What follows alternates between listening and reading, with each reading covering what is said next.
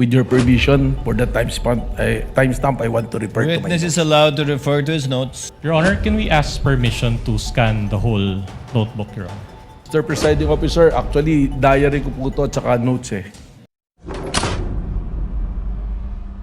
Mr. Witness, binanggit mo ang isang insidente kung saan sinabi ng Vice Presidente gusto tanggalin ang ulo ng Presidente. Ano itong insidenteng ito kung iyong nalalaman?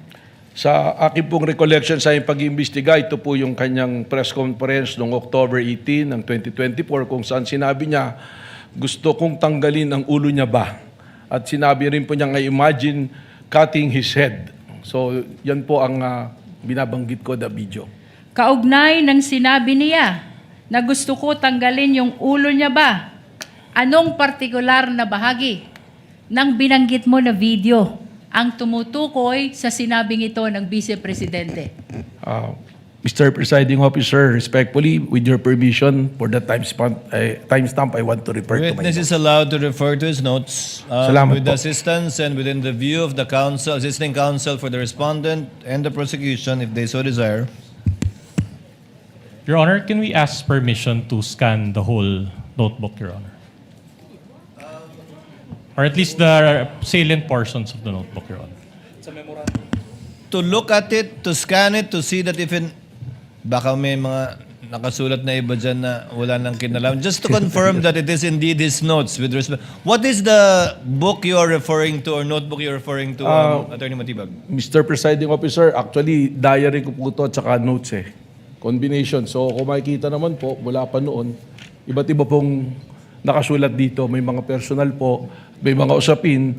Ito lamang pong notes ko na to, nakatuon dun sa date kung saan po nagkaroon na ng investigation po yung Administrative Order number 11. Then just the salient portions, Your Honor. Your Honor, just for the record, we would like to invoke the right of the witness to refer to his notes because that note pertains to investigation notes which were prepared, done, written at the time of the investigation, Your Honor. That is to refresh his memory, Your Honor. No, the presiding officer already allowed it. Counsel for the respondent, your assisting counsel is there.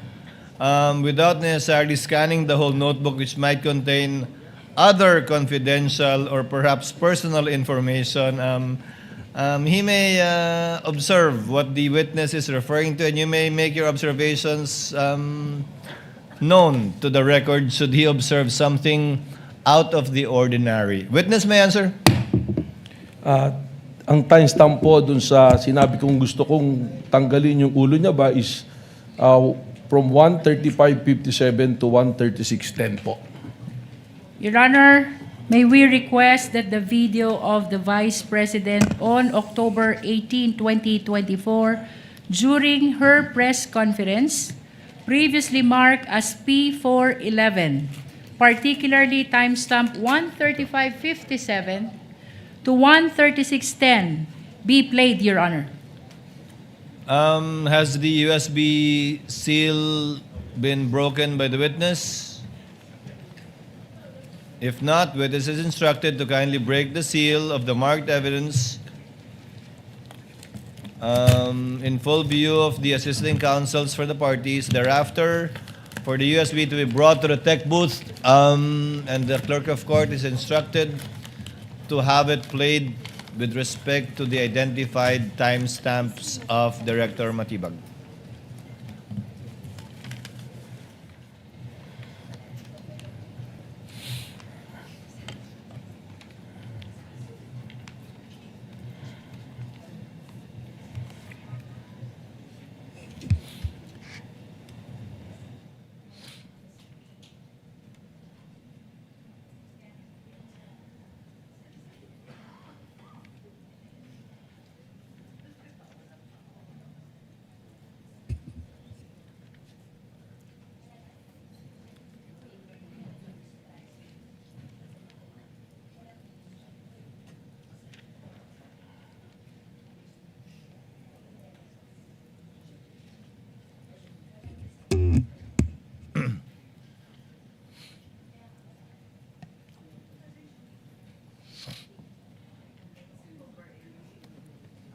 Gusto ko tanggalin yung ulo niya ba?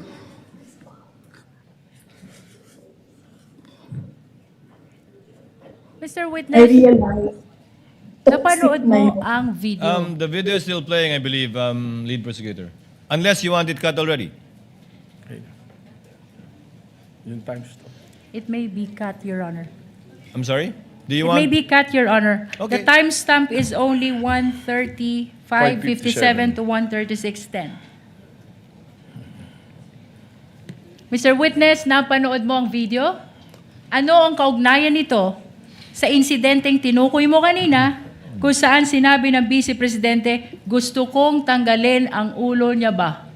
That is the same video that I was referring to. Kanina, Mr. Witness, binanggit mo din na may sinabi ang Vice Presidente, I imagine myself cutting his head. Anong partikular na bahagi naman ng video na iyong tinukoy ang tumutukoy sa sinabing ito ng Vice Presidente kung iyong nalalaman? Again, Mr. Presiding Officer, may be allowed to look for the... Witness may do so. Thank you po. Timestamp 136.52 po to timestamp 136.58. Your Honor, may we request that the same video be played, particularly timestamp 136.52 to 136.58. Pertaining to the same exhibit, counsel. Yes, Your Honor. Same exhibit P411. Tech is instructed through the clerk of court to kindly play the video. Imagine myself cutting his head.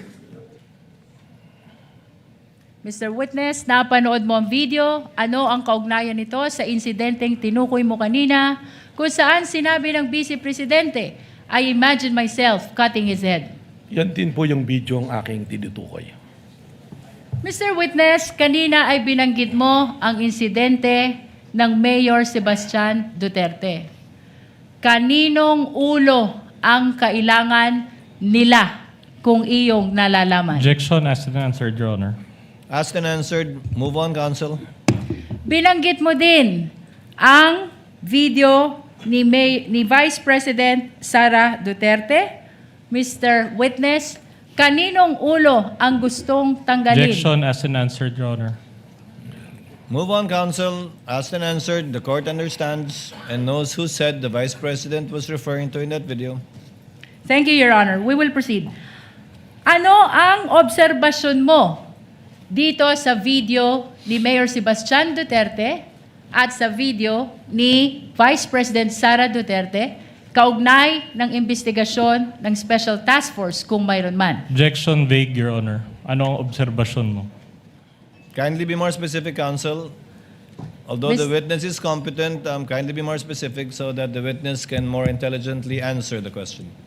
Mr. Witness, anong koneksyon kung mayroon man ang video ni Mayor Sebastian Duterte at ang video ni Vice President Sara Duterte sa kasalukuyang investigasyon ng Special Task Force? Objection, kung Your Honor. mayroon man Objection, at Your kung Honor. iyong nalalaman. Objection, Your Honor. Still vague and asked and answered. Witness may answer if he knows so that we can move on. Director Matibag, kindly respond. Salamat po. Kapansin-pansin po na makikita natin na nanggagaling sa isang pamilya ang pagbabanta sa ating Pangulo at parehas na nag-refer sa ulo ng Pangulo.